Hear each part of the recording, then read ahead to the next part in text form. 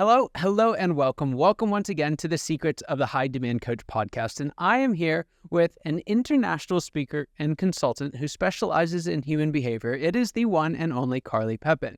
Carly emphasizes that the key to fulfilling life lies in utilizing and transforming these stories. Having devoted her life to mastering the intricacies of human behavior, Carly empowers others to do the same.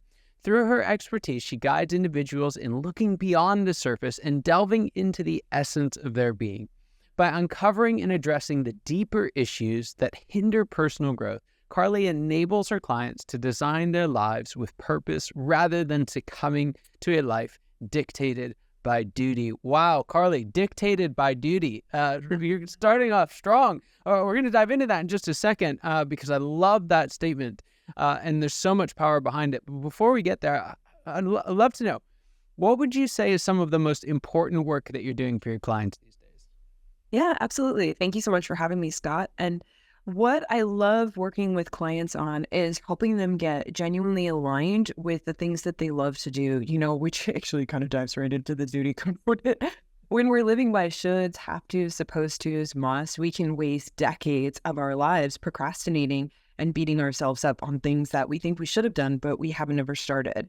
The reality is that I have certainty. When you are living by things that you would love to do, want to do, you wake up every day and you do it no matter what. And so one of the greatest things that I help clients with is ensuring that they are aligned with those aspects of their life, because when they are, that's when the why is big enough and they just make things happen. So that's genuinely the most important thing that I can help individuals with. Mm. You mentioned shoulds, and I'd love to hear your thoughts on this. I feel like that's a bigger thing than it ever has been. I think there's an element of it, it's just human condition, right? But I think with the access that we have to information and other people's stories, right, there's more room for comparison against either other people or some ideal, like this is what a great leader is. Everybody should do this.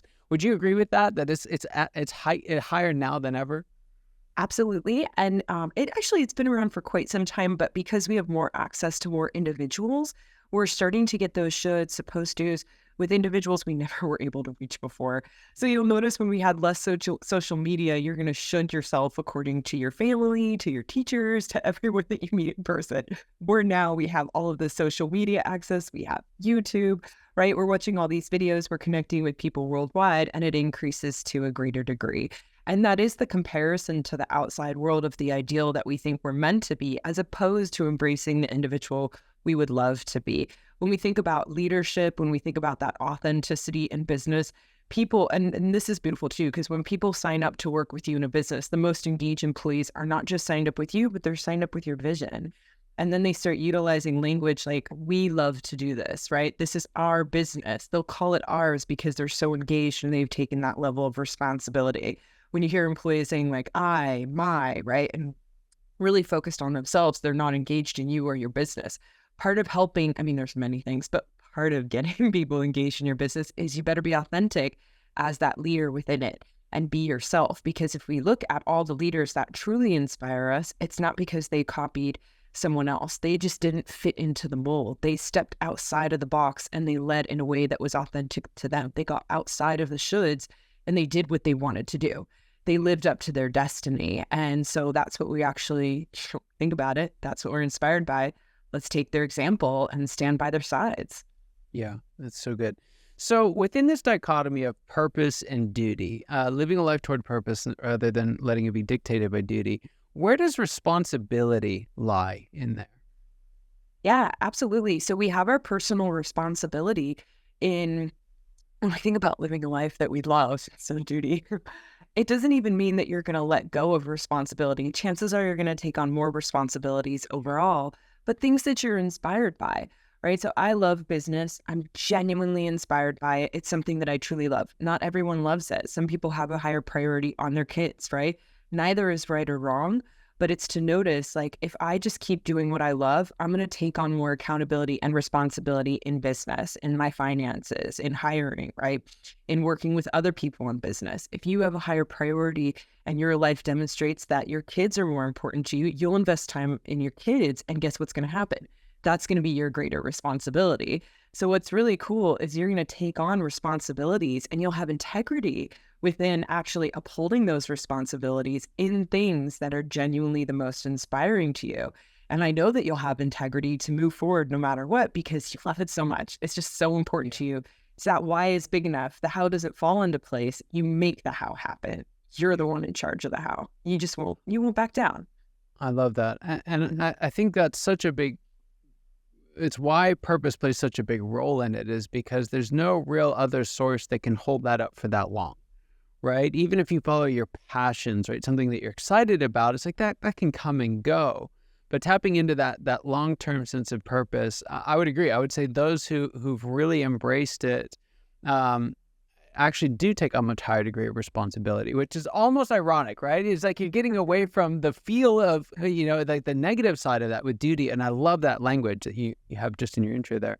I want to talk about something that is related to this, but actually not a topic we've broached on the show yet. But I think it's really, really important. I know it's played a huge role in my life and in my leadership, and that is the topic of grief. And I know that this is something that you work on with your clients, and I'm wondering, what is the role, from your professional opinion and in the work that you've done, what is the role in grief in our stories as leaders? Yeah, so when we think about grief is actually quite interesting. There's two causes of grief. It's we fear the loss of the things that we infatuate with. So if we lose something we infatuate with, we grieve it, right? Now remember, when you think about grieving something, you're only grieving the positive aspects.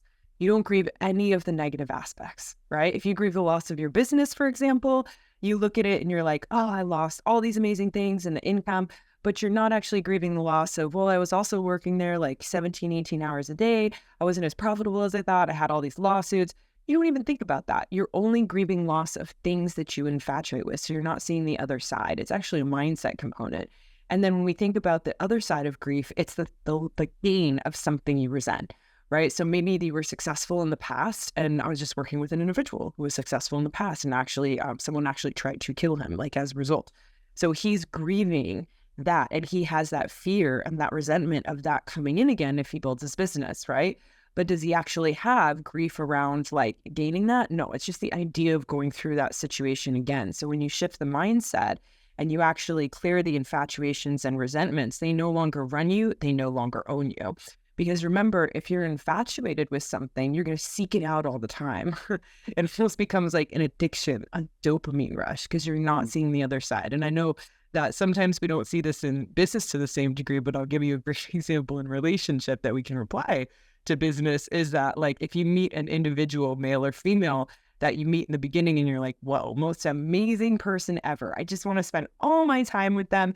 And then all of a sudden we're doing crazy things that we never would have done before in our lives to try to get this relationship. We completely step out of ourselves. That's an infatuation. And then eventually, like, the shit hits the fan. And what does that give us the opportunity to do? Get back to ourselves. So when we clear that infatuation first, and this could be seeking out a business opportunity, seeking out certain clients, right? Certain other opportunities with our finances, then we can actually not have those big hits. When we also work on the resentment component, as I was giving an example with a certain individual, it's like when we give ourselves the permission to clear the resentment and the charges, the things that we're fearing, and we have grief around that. When we give ourselves permission to do that, all of a sudden we're not afraid to go back and face those challenges that we did before.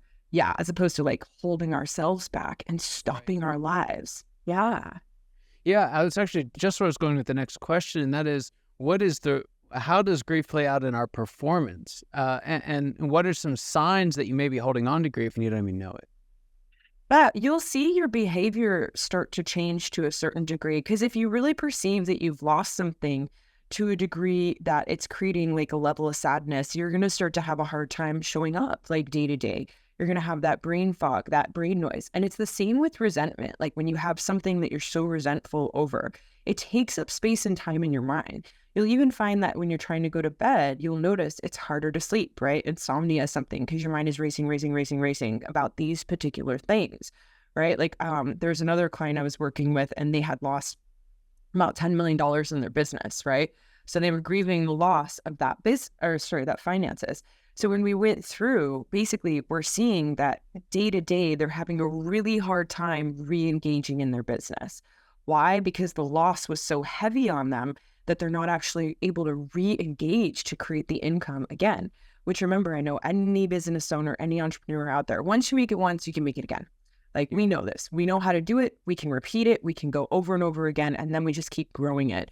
So it's like that grief holds us back because it's just like, oh, now I'm depressed. Now I'm sad. And as opposed to moving forward, it's almost like that lethargy comes in and you lose your energy. So that's why it's so important to clear the grief. And the other component is when you have that high level of resentment, because things are going to challenge you no matter what. Definitely. But when you hold on to that, what winds up occurring is you get frustrated and you focus on it. And all of a sudden that becomes your problem, which, by the way, a lot of the entrepreneurs I work with, sometimes it's just we're working on the romantic partners, because it's like at home, there might be chaos going on, or there's chaos going on with your kids. And we work on the resentment and the challenges that are going on with that. So you could go to work and focus. You can get back on track and help your kids and your family to a greater degree when you're not so frustrated with them all the time. Yeah. Yeah. What is a step or two? Just walk us through even where to look to start clearing out the grief or resentment. What does that actually look like? Yeah. So it's kind of a really specific process.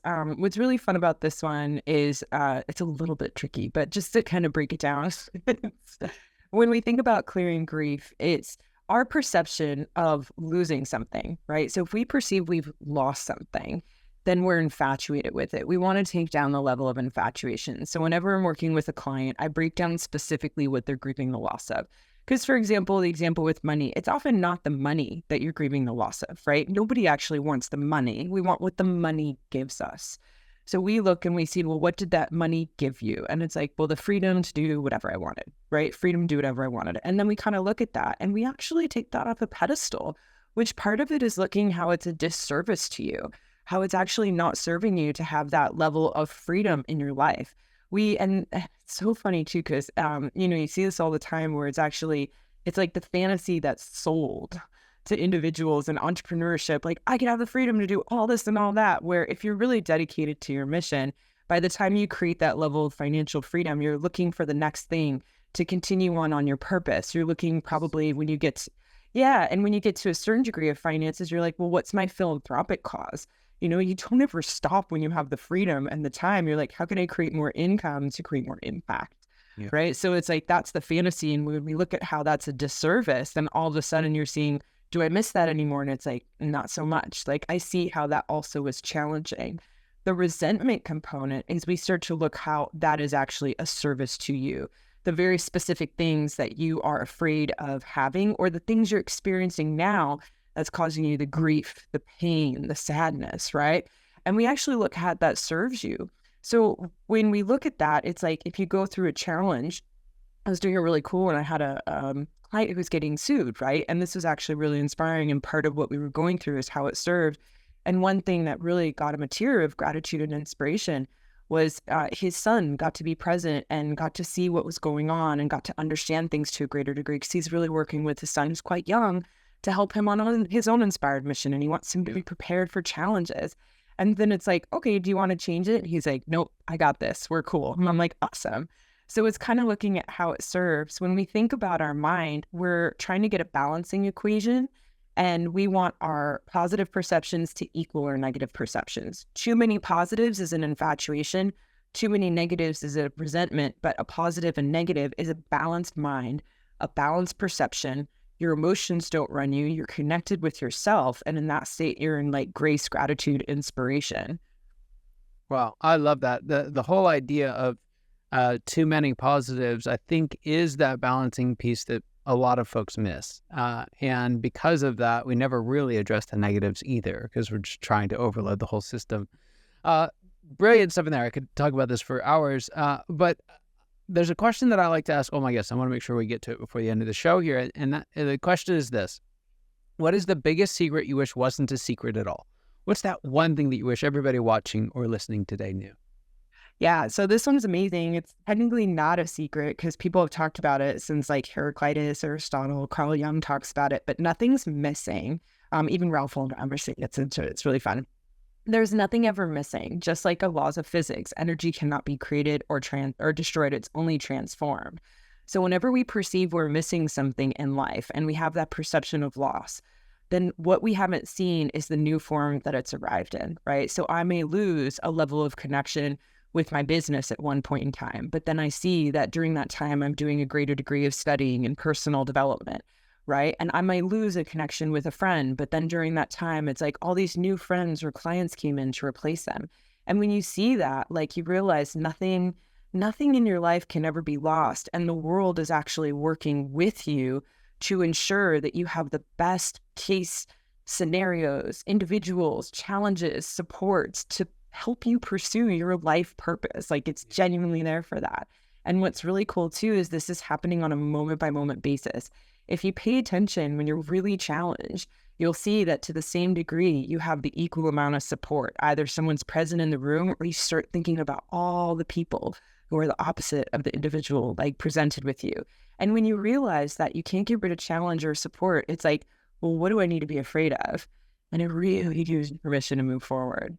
Yeah, so that's a tricky one, but if you pay attention, so worthwhile. So worthwhile. That's so true. Yeah. So true. That's fantastic. Well, I know that you've got a workshop coming up, so I want to make sure we can tell folks about that. Tell us a little bit about that, and then also let us know how we can get in touch with you if we want to learn more. Yeah, so we call it Traits of the Great, and I actually do it with my husband, who's also a human behavior specialist and consultant. And what's really inspiring is we go through all these different components that we've kind of talked about here. We're going to dive into understanding your purpose to a greater degree.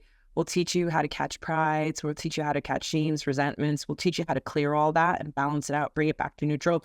And I'll even show you in this workshop how to see in those moments how you have the challenge and support to both degree.